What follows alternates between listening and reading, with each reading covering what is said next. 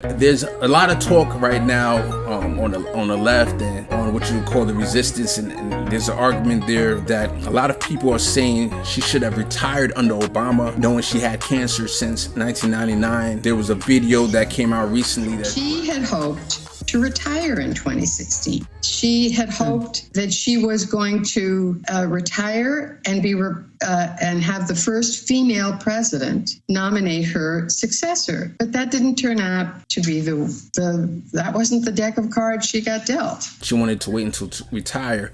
I'm wondering, what you think about that situation. Yeah, well, it's one of the things that I really wanted to talk about is that we should be in a period of mourning. But just like Ruth Bader Ginsburg, we are very preoccupied with what is going to happen with her seat.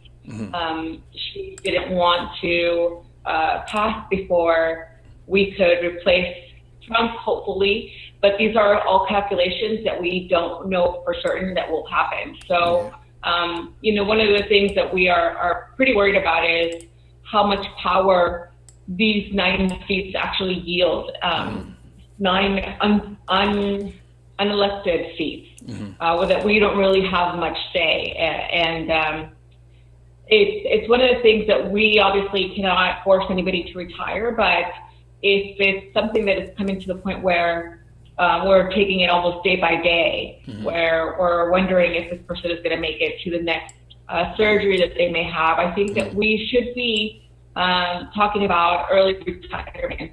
And these alliances that I keep hearing about, that she wanted to stay on board until Hillary Clinton came on so that she could retire under her and give her her first opportunity to nominate somebody. Those are the alliances and allegiances that we kind of need to get rid of, because at the end of the day, the people who are really going to suffer the burden of an election of a new lifelong appointment for not election, but a lifelong appointment of another Supreme Court justice is going to be us who are going to suffer that burden.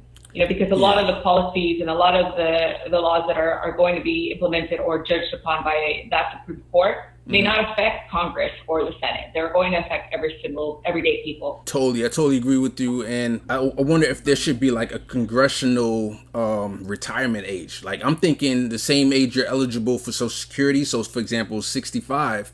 Maybe for justices, maybe for congressional House seats, presidents, maybe there should be an age limit that you can finish out your term. Once you turn 65, whenever that is within your term, you would finish out that term and then retire. What do you think about that idea? Well, unfortunately, for the Supreme Court seats, 65 is about the time they start getting those appointments, which is the craziest part. Yeah. So, I'm not an ageist, but I do think that if it's something that is medically debilitating to the way that you will be operating and doing your work, then maybe encouragement into early retirement might be something that we should be looking into. I also don't want it to be something that should be taken advantage of. So if a person is able to continue doing their work, I don't want the Republicans to come in and just say, like, hey, you're completely cognitive failure. Is just not going to be something that we can trust and move to basically unseat you. So it's about trading carefully in that area for sure. What do you think the Democrats should do to put pressure on the Republicans? I know that Mitch McConnell has no morals, so he's not going to be convinced. But you have some other senators and people here. What do you think about that side of the conversation? Well, yesterday, Senator Markey came out and talked about abolishing the filibuster and packing the courthouse. Those are things that we can also play. We can also play on the defensive. Like, we don't need to always kind of wait to negotiate with these guys. They, like you said, they really don't have any moral standing. The other thing is that a lot of the news media and a lot of politicians and celebrities yesterday, they were trying to point out all these hypocrisies from Republicans when this happened under Obama. But of course, that's not going to be something that's going to deter them from doing it again now. It's not going to stop them from being hypocrites now. It's the only thing that we can actually control is the way that we react to it. And I think that abolishing the filibuster and getting really hard on the Republicans and blocking them from anything, you know, any senator has the power to stop the Senate at any time. So that's something that we're going to have to start looking into. And we're going to have to start looking into those courageous senators, which might be a handful of them, who are going to be able to and willing to do this against even the Democratic Party's wishes. This is something, again, that happened. We're seeing it happening right now.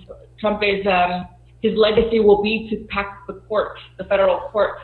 And Democrats are the ones who are also voting on these people. Yeah. So we have a very small few who are still holding back and really fighting for progressives. And that includes Senator Markey and even Senator Warren, who were one of the, I think, 2 of the 5 that voted against some of these appointments, lifelong appointments from Trump. So we do have a weak Senate. We need to get behind the few who are going to make that move and do anything to abolish filibuster and go to the extremes. And if we need to pack the courts, then that's what we'll have to do. I totally agree. When I first saw that tweet from Senator Markey, I said, wow, we got a Democrat that's might actually be fighting and putting pressure on the Republicans. Now, I did that recently on the Political Junkies. We had a segment where we talked about, and I got this idea from Tom Hartman about impeaching Clarence Thomas.